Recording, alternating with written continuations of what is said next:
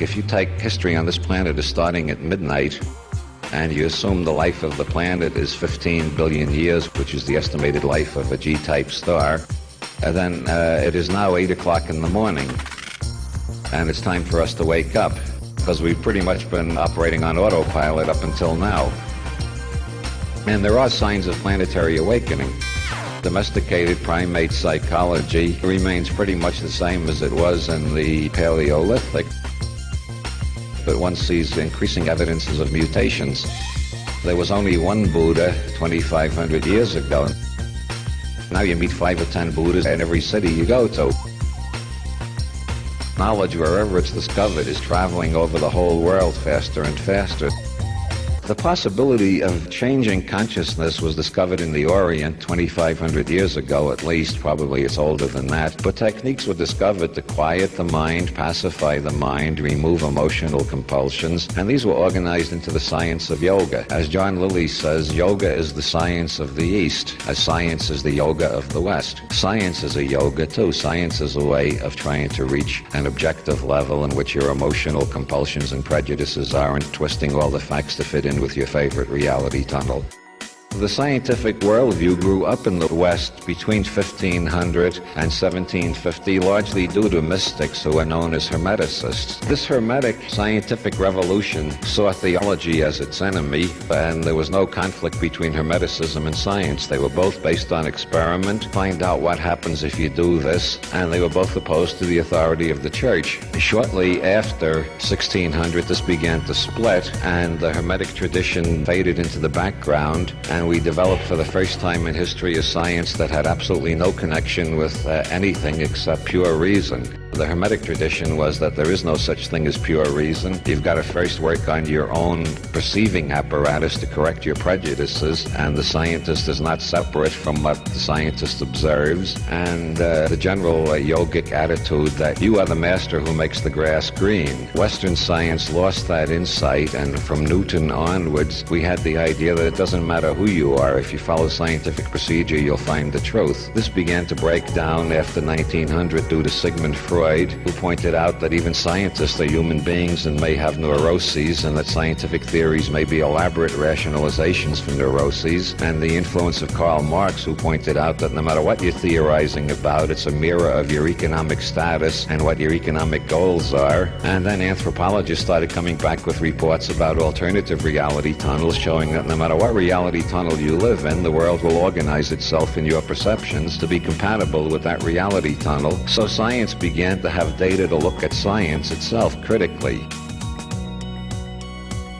That's how intelligence increases, when intelligence looks at intelligence and criticizes intelligence.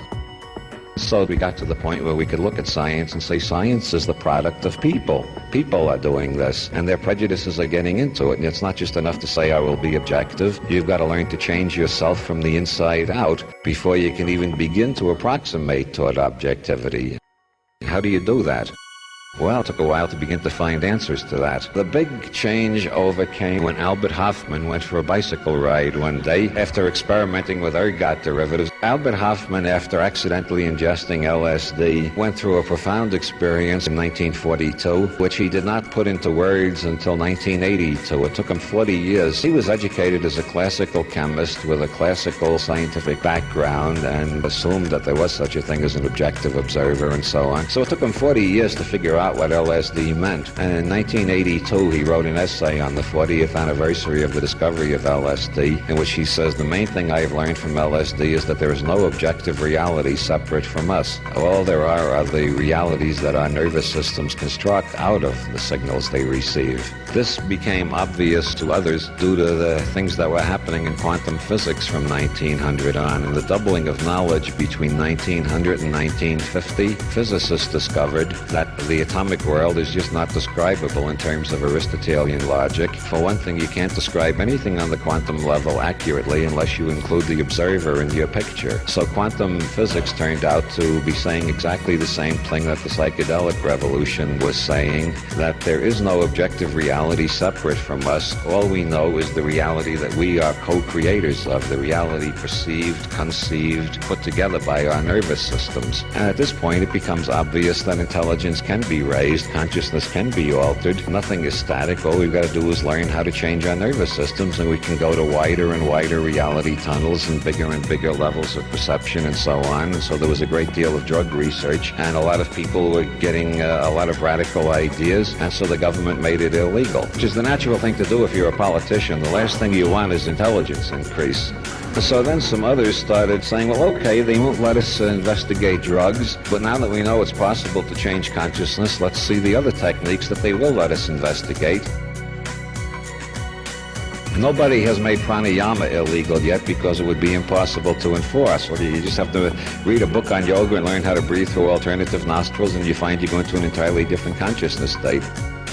Then you can go back to your ordinary consciousness, think about that state, then go back into that state and think about your ordinary consciousness, and already you're in I squared. You're in intelligence studying intelligence. You're finding out how your nervous system works. So with each decade since the 1960s, we are moving more and more to the place where we can change our nervous systems, change our reality tunnels, and make bigger and bigger reality tunnels. Once you look down at your reality tunnel, whether your reality tunnel is Ohio Methodist or New York Jewish or Marin County hippie or Tokyo capitalist Zen Buddhist or Iranian Muslim fundamentalist. Once you get to the level where you're outside your reality tunnel looking down at it, you can compare reality tunnels, and then you're on a higher level of intelligence already, because you're no longer a conditioned mechanism just following the reality tunnel that was accidentally imprinted or conditioned, and you can start choosing between reality tunnels.